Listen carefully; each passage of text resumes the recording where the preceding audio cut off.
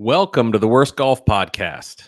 Everybody wants to be the best. We strive to be the worst. When a bad take is necessary, we'll be here to share it with you. I'm your host, JB, and with me is Morgan as always. She'll spend most of her time off camera, yet she's here to keep me in line with all those buttons. Before we get started, I want to make sure to tell you to subscribe to whatever outlet you're watching or listening this from. If it helps us way more than you know, and we have a lot of stuff coming. We have a contest. You can kind of see the prizes over here. We got a putter out here. We have this beautiful Masters flag. And, of course, this Theragun Mini. Morgan, which one would you like to win? I would definitely go Theragun Mini. Why? Because I'm always sore.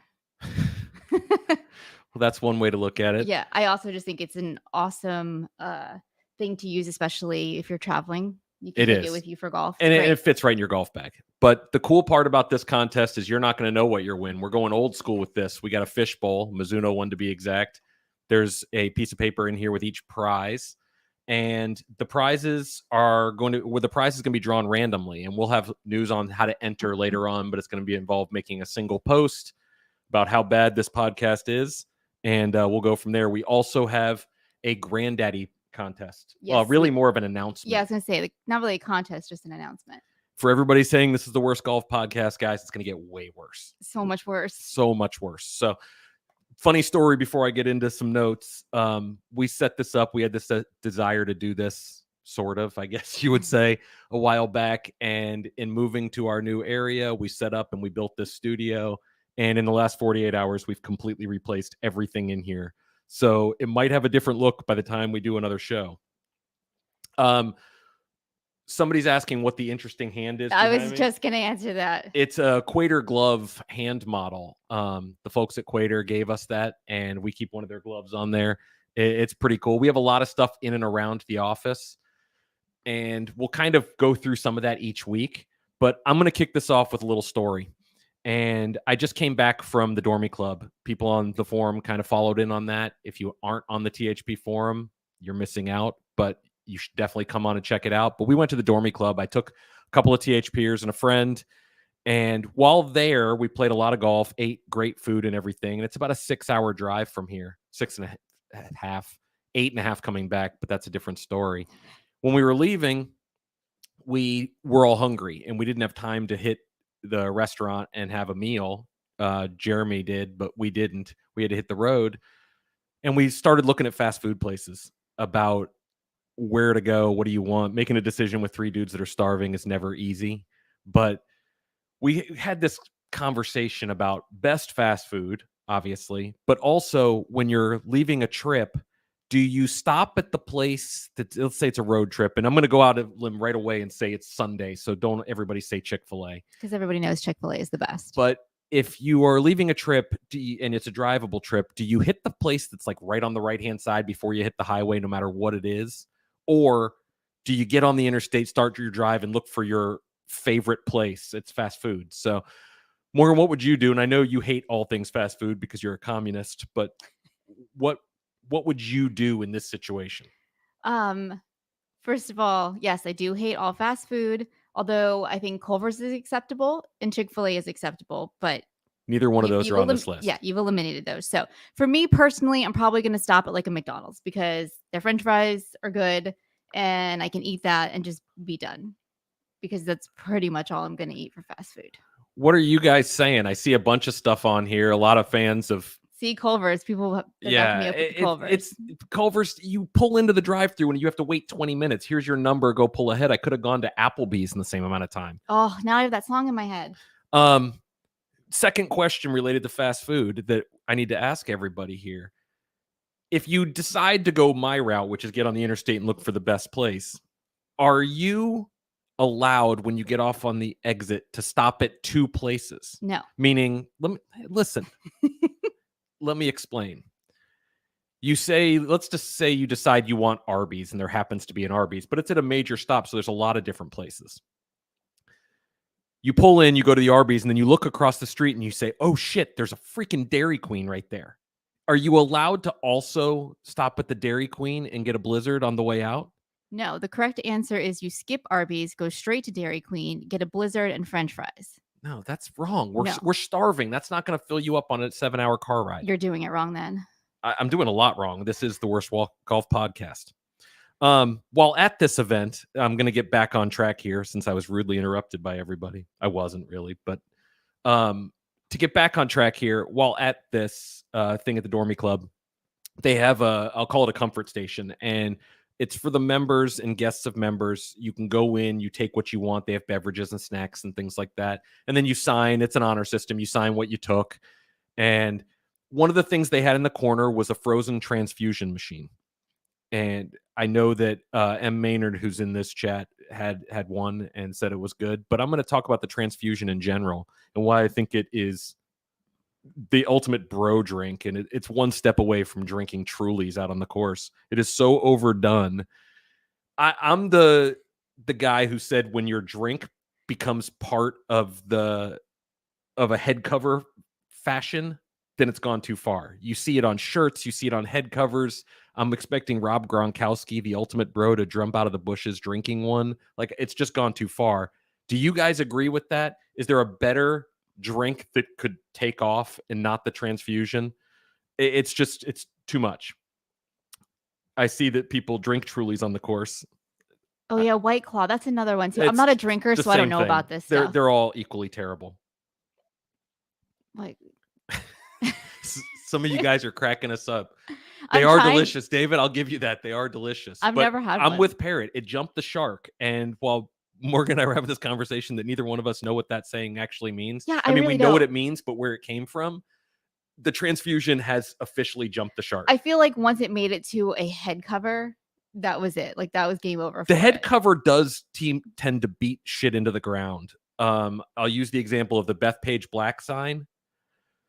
Anything related to pimento cheese sandwiches and the Masters, which you love. I do, but I don't need it on 17 head covers that arrive media week before the Masters. And it's too hard. It's just too much. Let things go, let them live their course and then die out. Speaking of living their course, really, it's a terrible segue. It has nothing to do with that. I went and played a local course here. Here we go. And Morgan already knows what I'm going to say because I came home bitching about it. Have you guys ever encountered the shit-talking starter that has literally been everywhere on the golf course, knows everything about the golf course, knows everything about golf and everything else? So to paint the picture, I am pulling up to the first tee, and he's sitting there in his little cart.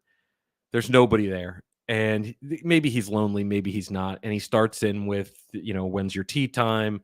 And then he starts telling me about every nook and cranny on this golf course, to the point of the celebrities that have been there. I could have pulled up with Magic Johnson and he would have told me he played golf with Michael Jordan the day before. He's just that one-up guy. But it went to the starter's job to get me out on the course, turned into a 10-minute spiel about how amazing it is and how he can tell me every single thing about the course, like he was almost angling to come out and play.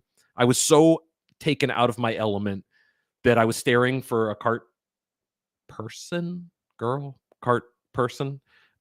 don't know. We were talking about that. Yeah, I don't know what the proper terminology is. I've never seen a cart guy before. I have seen a cart guy, but we're going to go with just cart girl. Okay. I was staring for that. I hate that. I know. And just trying to find a couple of bottles of water. He hates when I say K. Yeah, it's awful. One extra syllable is not going to take somebody out. Just to grab a couple of bottles of water to get him to stop talking. But do you guys encounter this? Like, has that starter ever taken you out of your element so much that by the time you get to the first tee, you're ready for the round to be over? Like, you're just done? Yeah. So if you've been reading the comments, a lot of people are talking about how they know that person, not necessarily as the starter, but like their rep at Edwin Watts or whatever. Good choice. Yeah. And so I said, let it go. Yeah. Let it go. Like, why? This guy obviously has some sort of a complex, some sort of an issue where he feels the need that like he needs to beat his chest and tell you this, that, and the other. For the 5 minutes that he's inconveniencing you, just let it go. Well, it wasn't. It was by 45 minutes. Well, it was 45 minutes in your head. Yes, in reality, it was about like 5. Exactly. Maybe even less. But so to keep going here, so I pull up to the first tee, And I was feeling good on the range and taken out of my element completely. Like it was trash in my head. Okay. Get up to the tee box. It's a really easy first hole. It's straight away. It's about 340 yards. You don't want to hit driver here, but you just hit something out there 200 yards and you'll have a small little wedge or 9-iron in. And I hit one about 80 yards straight and about 200 yards right. So I'm not a big club slam guy, but I kind of tap my club, the sole of it on the ground, and I say, God, take up fucking bowling. Just like that. Language. I know. And I'll segue into that in a second. But he looks at me as if I have 3 heads. But it dawned on me that everybody has that thing. The self-deprecating. Yeah, the self-deprecating thing you say to yourself, whether it's I suck, whatever it is. And we want to hear from you guys. We asked this on social media the other day. What do you call yourself after the bad shot, or what do you say yourself? I'm usually I suck at this. I'm not a big swear guy, but ironically enough, I just did. What do you guys say to yourself? Alec had a question above about something behind me, and I don't know what it was. No, he was asking how are the golf balls staying on there. I think Scotch tape, isn't it? No, it's museum putty. So actually, that might be Scotch tape. Yeah, we normally use museum putty. We didn't have any, yeah, so we used Scotch tape. Museum putty is kind of feels like silly putty that you had as a kid. Well, most of you guys probably didn't have as a kid, but that you had as a kid, and you put like a tiny pea size amount, flatten it out, and it'll hold everything in place. It works really well, and the golf balls do stay there. We did a picture years ago on social media with the one that's all the way on the left and the Callaway Truvis ball, and it looked like there were like 20 Truvis balls in a row on black, and everybody thought it was a cool Photoshop trick. It wasn't. We actually used museum putty and lined them all up. That's why one of them was slightly off, and it drove me crazy. But what do you guys call yourself? Most people are saying the same thing, kind of like idiot, moron. Yeah, you know. I get a little more graphic than that. I actually called myself M. Maynard last time, if he's listening. Wait, Devo said you need a Devo ball. No, I don't. I've seen that, and that was I can't amazing. Unsee it. I think it's time we probably give this away. Ryan, I see that you said you call yourself a donkey, and all I can think of is Hell's Kitchen. Oh, I was thinking Shrek. Oh, yeah, that's a good one, too. When somebody says donkey, what do you guys think of? I would think Shrek. You think Hell's Kitchen? I think Hell's Kitchen. When I think Hell's Kitchen, I think it's fucking raw. No, I think all I think of. When he calls them a donkey or a cow or something. Oh, he does call them a cow, especially if they're larger in size. Yes. Third person. I think a lot of people do that, talk to themselves in third person. Oh, I don't do that. Shrek. Most people think Shrek too. Yeah, I which definitely is a good one. Don't do that. But getting back to this, I think it's time we give this away. Okay. So we've decided the best way to do this, rather than just have you post a comment in here, because we have people watching on Facebook, on Twitter, on YouTube, on our website homepage, and on the forum. Go ahead. Schmuck is not really a bad Jewish word. It's just another word for an idiot or a moron. Go on. To be fair, there are no Jewish words. Well, Yiddish. There's Hebrew and Yiddish, but neither here nor there. Sorry, somebody posted that, and I wanted to at least answer that. So we're going to have you go on the forum right now, and the time is 1:11 Eastern, and we're going to keep this contest open for 9 minutes in the middle of this, and you are going to go on and say how bad this podcast is. 10 words or less. Just throw a comment in there, and we will pick a winner after this, but we're going to find out right now what prize they're going to win. And we promise you all three of them are in here, because we'll show you afterwards. All right, let's see. What is it? You're going to have to do it because you're on camera. The Mizuno putter.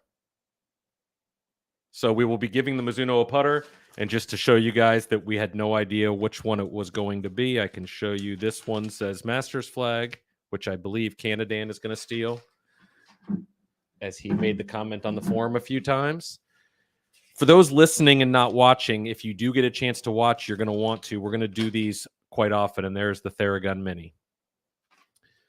So we will give away that Mizuno putter to somebody on the forum right after this show ends. We'll go ahead and put them in a random number generator and pick a winner.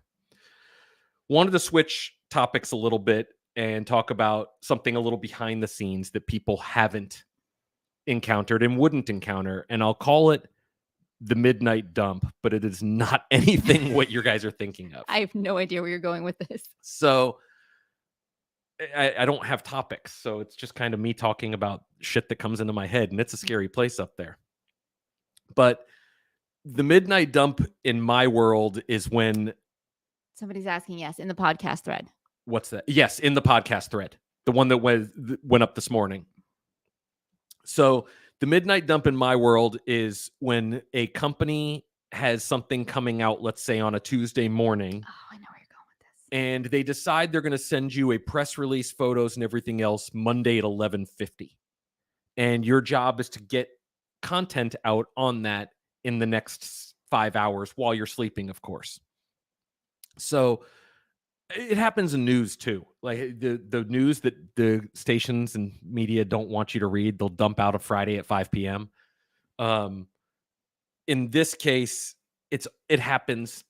Some companies never do it. Once in a while, a company will do it. Certain PR firms are notorious for it. And I'm not going to call out anybody. That's not my job here. But in the last couple of months, it's been happening more frequently where you'll get something at Monday at 8 p.m. for a Tuesday launch. And it's effing frustrating. How would you, to the listeners out there, handle that? Would you deal with it from an aspect of, hey, do your best, put your head down and get the work done? Would you ask for assistance? Would you respond back to them? Aaron, I just laughed out loud at your comment. We have a 55, 60-inch TV behind us here, and I can see the comments scrolling through, and I just laughed out loud at that. So did I. Which thread do you want them to answer because we have two of them. Oh, the one that went up this morning. Yeah, that's what I was thinking. So I have the tendency to be frustrated and send the email off with something along the lines of, in a nice way, are you fucking kidding me? How do you want us to do this? But no, actually, in this case, it doesn't, Dean. But that's pretty funny. It has been numerous times in the past.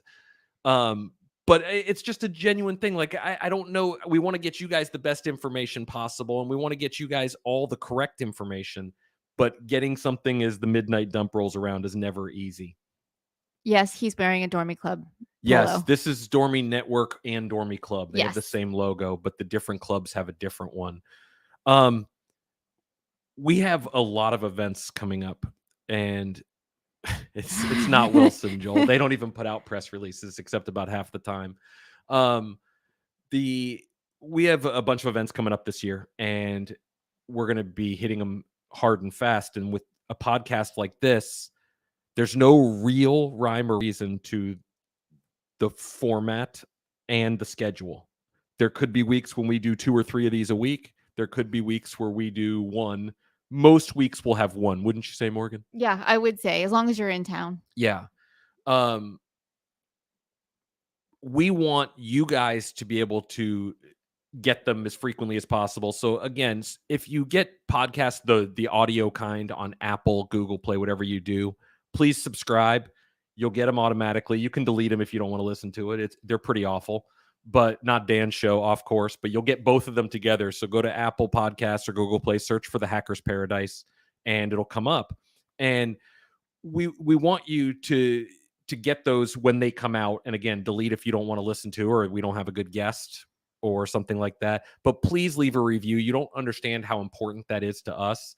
The same thing with liking the videos and subscribing here. It does matter way more than people think. Going back to the events, we have a bunch of them coming up, and I'm going to be hitting Dormy Club a couple of times, Ballyhack 2 times. I'm going to hit Ballyhack a 3rd time with Dan and James, our staff members, along with Chris Koski from Adele, and we're going to get some really cool content for you guys while out there. That's happening later in the year. And I think that's it, right, Morgan? We obviously have non-Dormy clubs. We are going to Old Waverly. Yes. For the Morgan Cup. Yeah, we've got TPC Sawgrass. TPC Sawgrass with Mizuno. So there's a lot of great stuff coming up. And we hope you guys get a chance to follow those. We think James is going to get there. He's got a 35-minute layover in Charlotte. So yeah, that's a maybe. Flying is not the Actually, easiest thing going on right now. That's going home. So he may not make it home. Oh, well, then he's good then. Yeah. 35 minutes is plenty. TPC Sawgrass is going to be phenomenal checkered. We're going to live stream that probably the 17th, assuming network and internet connection is good enough. Oh, and the food's going to be awesome also. Oh, the food at that one is special. But thanks to Vosh, we do have to have a vegetarian option on there. Yes, we do. Chris Vachal from Mizuno will be joining us at that. Be live streamed again on the 17th. But yeah, the schedule is going to be crazy. And I said all this in a long form way of saying, bear with us. This is going to be a lot of fun to do, but very non-scheduled, non-structured. We're not going to always have a thing saying it's coming Thursday at 1. It may be, hey, we're live, or it may be pre-recorded and go strictly to audio. So that's kind of where we are. I got a question sent to me on social media this morning. Interesting spam in the comments. I know. I was like, what the heck is that? About the food at our events and what goes into planning them. And Morgan plans most of them, nearly all of them, with the help of whoever we're working with. So not just company, but also the course, the Dormy Network, where we try not to just do the order off the menu kind of things. And TPC was finding restaurants because I didn't want to eat at a Hotel Marriott for multiple days. But can you kind of answer that question for people? About how I how the menus come to be and what we look for and why they're special. We don't want this to be get together for hot dogs and burgers. I mean, that's fine for a day. Yeah. So it all depends, really. Sometimes if it's a regional thing, like when we were in New Mexico, like it was important to me to have a Mexican meal because it was kind of like what's popular in that area. So sometimes I'll focus on that. Like if we do something in Nashville, well, this time we didn't actually do Southern, but normally I wanted to do something in like Southern. Also, it depends on sometimes if I know or I've, had a lot of communication with people in the threads before, I can get an idea of what they like also. So like if I know that, hey, these are like a bunch of like meat and potato guys, I'm going to look for menus that's more geared meat and potatoes. Otherwise, it's really just about researching. I speak a lot to the people in the hotels to try to find out, what's around there. Don't give me like your typical stuff. Like give me something more local. Does that help? Yeah, I think so. I think that kind of clears it up. And yes, Marjorie, we have an amazing event in December.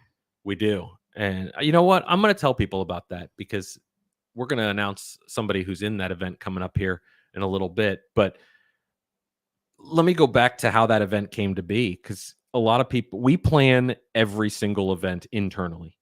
Yes. That changed a few years ago. We had somebody helping us, but no, we didn't like the direction that was necessarily going. So we plan everything. It's Morgan and I. That's it. We work with our companies to plan them and make them perfect because we want them to have a say as well. But when that event came to us, it was Harry Arnett, who used to be, I knew him from TaylorMade and then obviously at Callaway, calling when we wished him success at his new job. And we talked and he wanted to put together the best event possible. And at the time, I didn't know what that would entail. And after the first one, obviously I did. And it's gotten better and better every single year. Jason Finley has taken the reins of this event and made it so special in every way. I was going to say, it's really important that we mention Jason because absolutely. Well, and he's organized like I am. So I very much appreciate how he operates. And what he's been able to do is make something that should not be possible. So for those following along that don't know what the Granddaddy is or listening, I'm going to explain it briefly because most of the people in the YouTube chat anyway have heard me bullshit about it for years. But it's taking 12 people who in most cases don't know each other. Obviously on the forum they do. 12 forum members from our community and whisking them off to California, where they will get a full fitting at the same place the Callaway tour staff get fit. They will get a tour of R&D, which is usually off limits for all public. They see things that they shouldn't. They will get a presentation from product experts on new pieces of equipment coming months later, sometimes months and months later, sometimes a couple of weeks later. And those people are also an open book to them to ask any questions they want. If you ever wanted to learn anything about golf equipment, it's a great opportunity. If you ever wanted to just bullshit about golf equipment, it's a great opportunity. But it doesn't stop there. You get your fitting, you get your equipment, then you get to go play. In the past, it's been a place that nobody should have the right to be on, let alone for winning a contest. And then I'm saying used to be, not that it's not going back there, just that there's been no decisions made. For those wondering, there's been 0 decisions made about where we're hosting the Granddaddy this year. But it's one of those things where this should not happen. Nobody has the right to be in the Granddaddy. Nobody should expect to be in the Granddaddy. It's something we offer on our forum, and we're the only place that does. And we hope that continues. And it continues based on the fact that our community being different. And I'm going to segue being different with something that happened a couple of days ago that most of you fools have already seen, that are at least in the video chat, but the people listening may not. And that is, we had a forum member come on at 10:30 or so Eastern time and post about his member guest coming down with COVID, his guest for his member guest coming down with COVID. 10:30 p.m. I'm long asleep. Actually, not long asleep, but I was asleep. And I wake up to a thread that's 20 some odd pages long, it seemed like, to a person that he had never met deciding to go. That person's wife in the thread also, or girlfriend, I believe, not wife, sorry, deciding to go. And the THP community, with no assistance from us, crowdsourcing that. So they didn't have to pay out of pocket either, along with crowdsourcing their drinks and everything else that they're going to get. They should crowdsource the studio. No kidding. I'm kidding. By the way, we don't want your money. No. And I'm a big transparency guy, as a lot of people know. And I'm going to be honest and say I shared that thread with half the golf industry, not because of do something for this, because I thought it was the perfect parallel to what we as a community, what we have in a forum. Again, a lot of people watching and listening this on different social media avenues have no idea what we're talking about. They're not part of a forum. They're not forum people or anything else. But it's this lunatic fringe, as Jason Finley so aptly describes them, that did this together with no prodding, with no asking, with no nothing, that moved me in a way that it shouldn't have, in a weird way. And I hope those guys are having fun. I know they're not listening to this, which is kind of funny in a weird way, but they're at the member guest right now. So if you get a chance, go on the forum, see the thread that the forum user's name is PCorf that he created, and just read through it. Trust me, if you have an hour of your day, that'll be worth a read, because it shows there's a level of humanity that still exists, whereas most social media is fucking shit talking nonstop, and it's terrible. But in this case, it was really, really nice to see. You'll notice we're 30 minutes into this thing, and we haven't mentioned the PGA Tour or Live Golf, and we're not going to. No, we're not going to. There will be times when we have to discuss that, but it's not going to be now, because, I mean, it should be. This is the worst golf podcast, and that is the worst shit ever. I'm going to go on a bit of a speech here because I get long-winded about that stuff, but it's not about that. It's about sports in general. And as a sports fan growing up, and as somebody who's worked in sports much of their life in different capacities and different leagues, sports is the great escape. For people who love data, it's a great way to follow stats like Morgan. If you like fantasy sports, there's one for every single sport out there. If you like just turning off your mind and dealing with competition, it's great. It's watching people who are gifted at something that regular people can't do play a game and compete at the highest level. It's your escape from all of this. And now every time you turn on to sports, it's about lawsuits. And that's tough to follow. You follow golf and it's lawsuits. You follow football, it's a lawsuit. If you follow baseball, I don't anymore, so it maybe not be lawsuits, but it might as well be, because that sport's dying. It's just too long. Yeah, There's too many games. And they can buy wins. And apparently they took the fighting out of hockey. What's the point? Yeah, well, hockey's not a real sport. I'm kidding. For all you hockey fans, it's definitely a real sport. Actually, that's a great segue. Okay. So she mentioned hockey. I'm going to go ahead and announce the next Granddaddy participant. Every team needs somebody who can keep something from going in. So why not have a goalie? Goalie, you are going to Carlsbad, and you are the next participant in the 2022 Granddaddy of them all with Callaway Golf. So enjoy the trip. I don't think he's here. Somebody's going to have to tell him. Yeah. We'll obviously start a forum thread on that. Congratulations. But congratulations. You just won the trip of a lifetime. There's a lot of people in this thread who have gone on that Whoa. trip. The comments are coming in fast. There's a lot of people who have gone on that trip, and we still have 2 more spots to give away, and they're going to come fast. We're going to do one just like this in our next show. So just so you guys know, you can't get rid of us that fast. And we're going to do another in a traditional contest that we do on the forum. So congrats. Can he stop the Callaway shots? Real pretend psychic.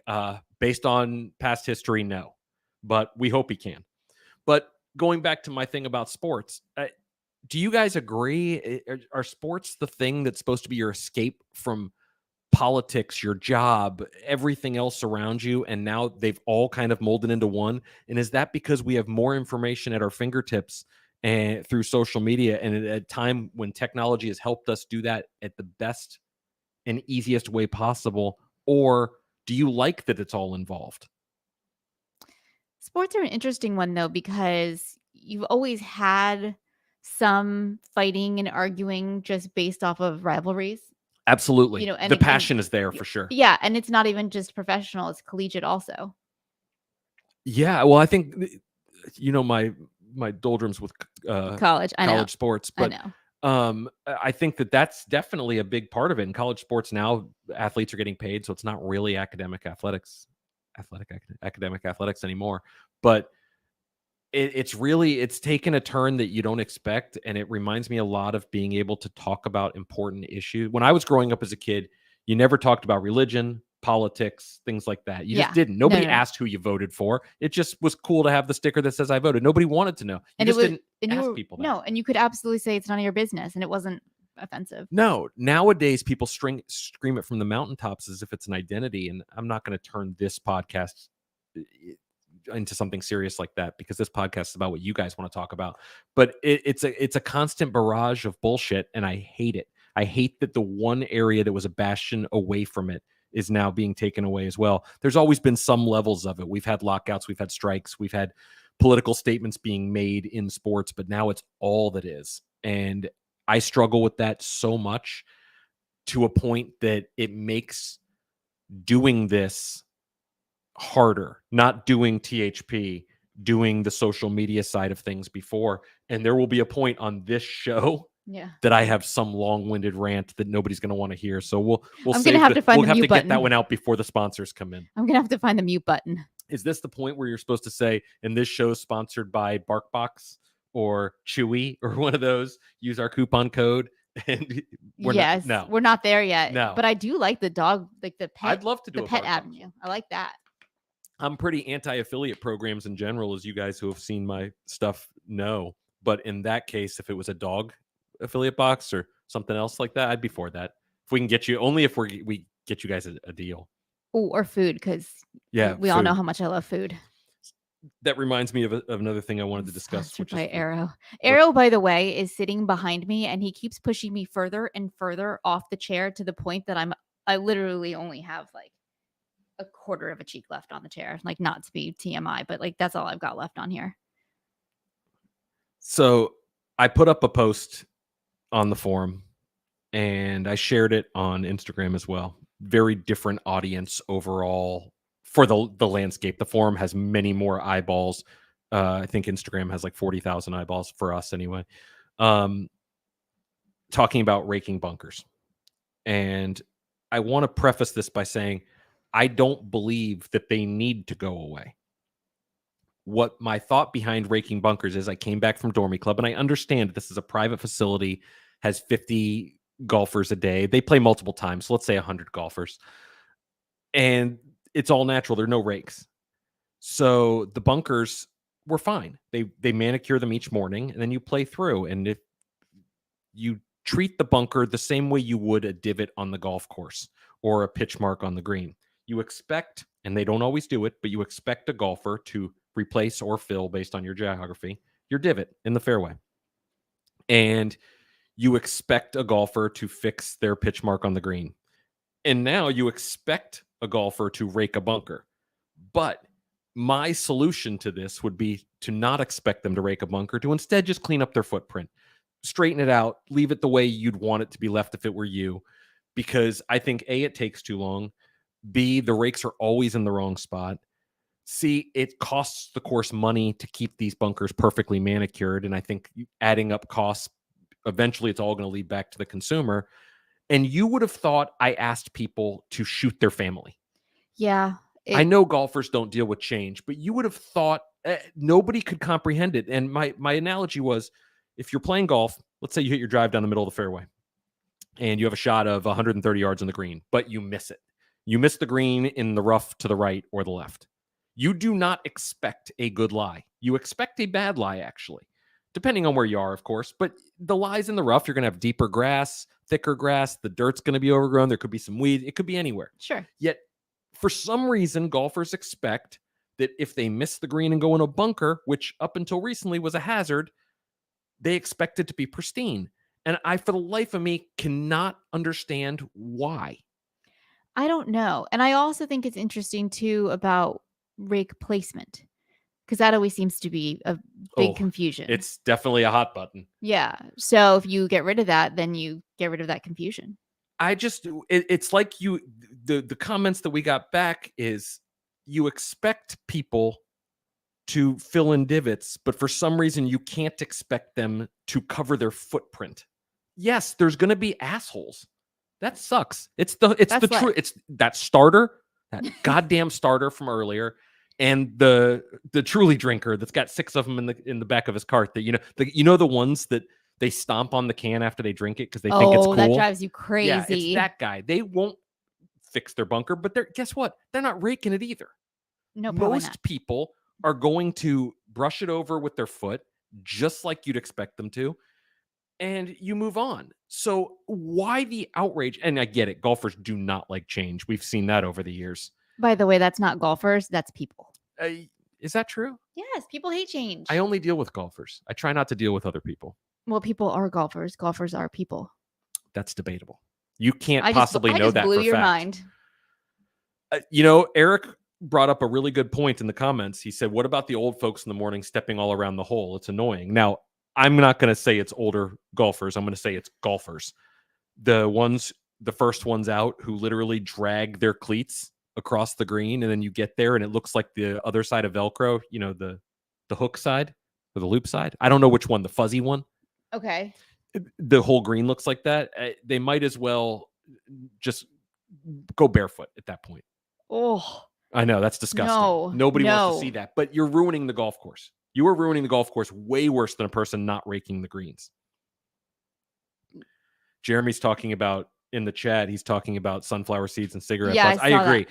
Listen, there's a million places we cigars too. People love to leave those. We can talk about people not taking care of the golf course. I just don't understand. I understand the reason you want a bunker raked. It makes it easier. I get all that. What I don't understand is this idea that if it's not raked, there's zero expectation of people taking care of it. Hang on. Mm-hmm. There's zero expectation of taking care of it when we have the same expectation for everything else around the golf course. And then combine that with, you're told, replace your divots or fill them, fix your pitch marks, say the same thing about the bunker. I was going to ask you, what bothers you more though? That or people who don't clean their shoes off when they get out of the bunker and then there's just sand everywhere? I feel like that's 80% of golfers. So true. It's that like they've never seen a golfer hit the bottom of their shoes to clean the sand off. I feel like when I was learning how to play golf, that was like one of the first things that I was taught as far as like golf etiquette goes. And then I never saw people do it. I thought it was weird. And people are right. People won't do it, but you deal with it. They don't do it now. And guess what? You say, oh, this asshole who was in this bunker before me didn't clean it, didn't rake it. Okay, play it. We have an expectation of a perfect lie by hitting a bunker and don't have one anywhere else on the course. That makes no sense. Everywhere else on the course, you do not have the expectation of a perfect lie other than the green. Why all of a sudden are we supposed to have a perfect lie in a bunker? That it just doesn't make any sense to me. I understand the reasoning because people don't like change and they like to make it easier. But from a pure look at it from the objective side of things, it makes zero sense at all. Wouldn't you agree, Morgan? Okay, I'm gonna be honest. I wasn't really listening to what you were saying because I was trying to read the comments. I'm sorry. The perfect example of this being the worst golf podcast. Sorry. You've heard my rant about it before, though. But I really truly tuned you out completely, and I was reading the comments. So really, it's just like life. Yeah. Exactly. Well, guys, we want to thank you so much for joining episode 1. We're going to wrap it up here. Remember, please subscribe, like the video or audio. If you're in Apple Podcasts, if you're in Google Play, wherever you get your podcasts from, please subscribe and leave a review. It means way more than you think. We have a lot more coming up. We're going to come back next week with another episode, probably another contest. And to be perfectly honest, it's probably still going to be terrible, but there's going to be all new equipment in here. We think. We hope. think. We're not sure, but we think so. Bye, everybody. Bye.